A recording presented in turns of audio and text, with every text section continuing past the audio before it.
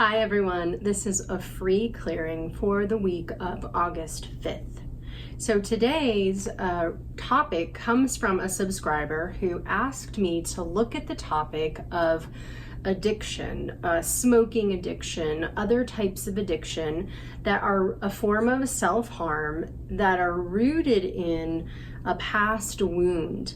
And as I was really thinking about this and writing down a few notes, what I kept hearing is a wound that's present that is connected to an addiction or a form of self-harm. And when I say that, this is the energy of when you're participating in something that you know is not healthy for you, that you know is not good for you. And in the message I received, the subscriber said, for me, it's smoking. And I know that when I'm smoking, there's a part of my brain that's enjoying it. There's another part of my being that knows that this is slowly killing me. I can feel it affect my heart. I can feel it affect other parts of my body. I know it's not good. I know it's not right for me. I know that this could kill me. But feeling like this has got to be connected to a wound of some kind. There's something here deeper that wants to get my attention. And so the way that I want to do this, or the way I'm planning to do it, is to look at, and I'm looking down because I'm referring to my notes, it's where the addiction or the self-harm component is either there because there's a deeper wound that's trying to get your attention, or it's about repressing the energy of the wound. So either way. And so I want to connect in and see what's there. And it might be that you don't really feel like there's anything going on for you related to this, but we also are going to clear this from an ancestral lineage level, which will affect your family members, your siblings, and also children. So let's connect in and see what's coming up around this. It's a really great topic. So I'm going to start with a little prayer of intention. So I'm just going to have you relax your body for a moment, close your eyes, take a breath. I'm going to do the same.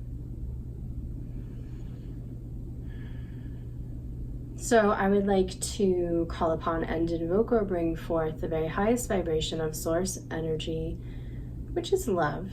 To step into this clearing, I'd like to ask that all of the beings who are working with us come forward with ease, that any negative or limiting themes, challenges, choices, or programs that need to be clear easily and effortlessly, that all of the information, the wisdom, the light, the understanding that needs to come through to shine a light on this topic comes through with ease.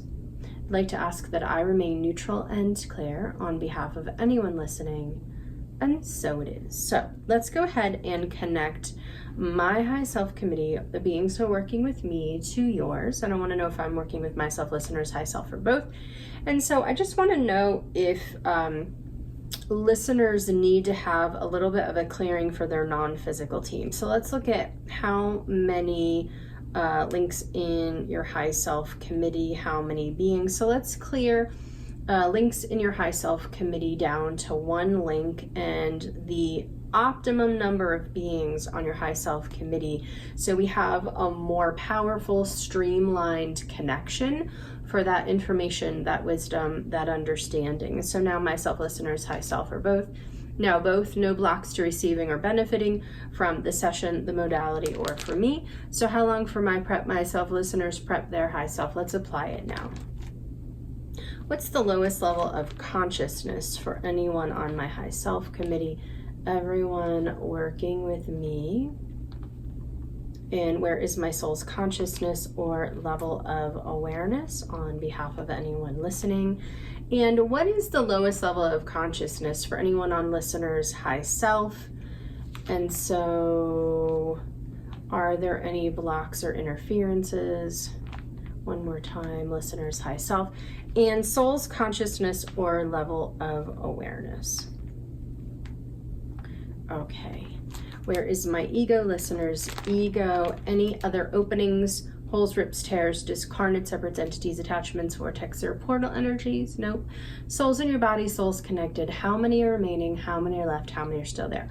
So the first thing that I'm hearing to clear for you is around shame. Shame regarding having an addiction or having something that you're doing that we would put in the category of self-harm. So where are we going to release that shame? So the first thing is that it's not all your shame.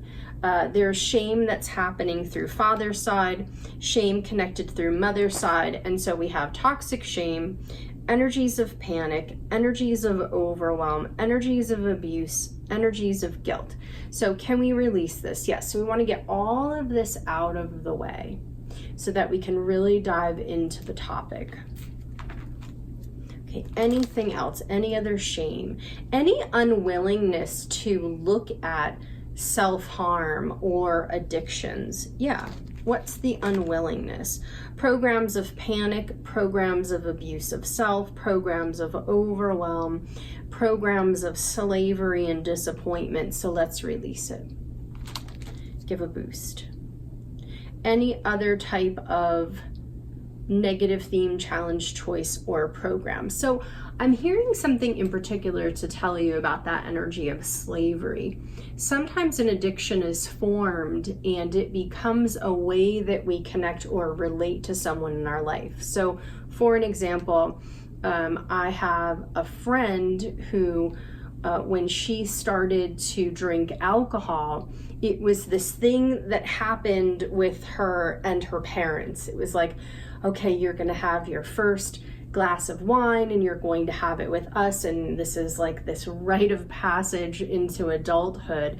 And what happened was it anchored that energy of this is something that I can now share with my parents and have in common and connect with them. And then it sort of wobbled out of control because as a very highly sensitive person with a sensitive nervous system, alcohol was not her friend. So anything where there's an anchoring, so the point that I was trying to make was that it felt like a bit of a stuck energy. So that word slavery, I'm not just using it in the traditional sense that we think of in terms of slavery in the past. I'm thinking of it and I am using it as an energy where you feel stuck or enslaved by or unable to get out of, or something has a higher kind of control over you, where it's like, well, if I leave this container of this experience, I will lose out on my relationship with my parents or my connection with my friends or acceptance by my peer group. So now I kind of feel stuck in it or kind of enslaved by it. So let's clear that. Okay, good. Where are we going? This is an imprint of hardship from a past experience within a group. And these are past experiences where there are initiations, rites of passage within groups or communities where smoking or drinking or some form of self-harm was there. What I'm hearing for some of you is you were receiving tattoos, just different types of experiences that maybe we don't even think of as a form of self-harm, but for you in particular, for your nervous system, for your body at the time, it really felt like self-harm. There was a real negative association. It didn't feel good to you. And so let's look at the resulting energies, meaning what was activated at the time that has never been resolved, that is now still with you and still playing out, and you're still experiencing it to some degree. Energies of rejection of self, meaning I reject what I know to be right or true for me in order to have something better. Energies of disappointment in self, energies of insanity, hate of life, abuse of self, and programs of spiritual suicide. So is this enough to clear it? Let's go ahead and let that go for you. Okay, that's still going, so I'm just going to let that unwind. And The next thing I want to look at is where you are sharing in the experience of addiction through the ancestral lineage. Okay, so that cleared. So ancestral lineage on mother's side, there are addictions related to guilt, energies of abuse of self, energies of exhaustion, helplessness, hate of physical body, and panic. And I want to know if this is enough to clear it. Let's go ahead and release it now.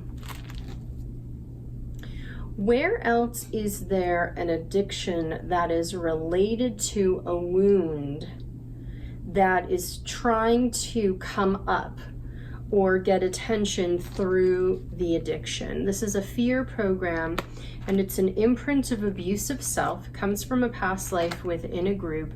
It's an energy of exhaustion, regret, guilt, and energies of helplessness. And so the energies are coming up through experiences of anxiety, through experiences of depression, through experiences of exhaustion. So I want to know if we can clear it. Let's release it. And what I'm hearing about this is that the experience of the addiction or the mode of self-harm has the same qualities as the wound, or it creates the same experience as the wound. So if there's a food addiction, then you go through that anxiety, the helplessness, the panic, all of these energies that are associated with an original wound, and it's mimicking because it's trying to bring it to your attention. So if you were to say, wow, when I experience food addiction and I really lose control, I feel anxiety, I feel panic, I feel helpless, I feel shame. Let me look at this. Let me go deeper with this. And so the introduction, it's like an invitation to go deeper, to get to the roots of those energies. So what I want to know is if we can go into the roots of these wounds now. The answer is yes, so let's do that. Clear odds and ends into infinity. Let's apply healing energies from chart 7. Let's clear personal soul package, lines of love, and cutting edge of the soul. What else? Let's go over here. Let's release all vows that you're holding relating to wounds, relating to holding on to a wound, relating to holding on or carrying on ancestral lineage wounds that's still going, that are now ready to be released. So I'll let that go.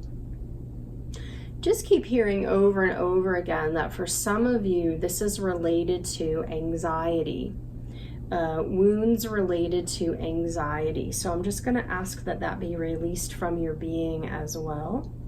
Let's clear goals that keep being reinforced with thoughts as it relates to an addiction. Let's clear obsession reinforced with thoughts, obsessive thoughts, commitments, and buried beliefs. Okay, to what degree has that been released? Good. Any other programs or energies related to a deeper wound connected to addiction or self-harm? Energies of guilt, energies of helplessness, energies of abandonment, and energies of negativity. Negativity toward self, negativity toward the physical body. Can we clear it? Let's release that now.